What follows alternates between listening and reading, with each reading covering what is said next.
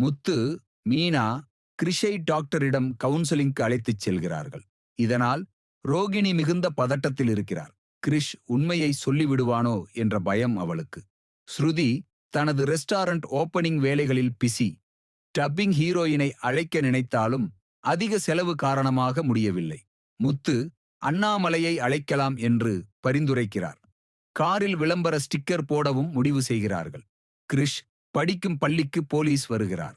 கிரிஷ் சம்பந்தப்பட்ட சண்டை குறித்து மற்றொரு மாணவனின் அப்பா புகார் கொடுத்திருப்பது அதிர்ச்சியாகிறது. சீதா டாக்டர் இருக்கும் மருத்துவமனைக்கு முத்து, மீனா கிரிஷுடன் வருகிறார்கள். அங்கு ரோகிணியும் எனக்கும் டாக்டர் அப்பாயின்மெண்ட் இருக்கு என கூறியிருப்பது அனைவரையும் குழப்புகிறது.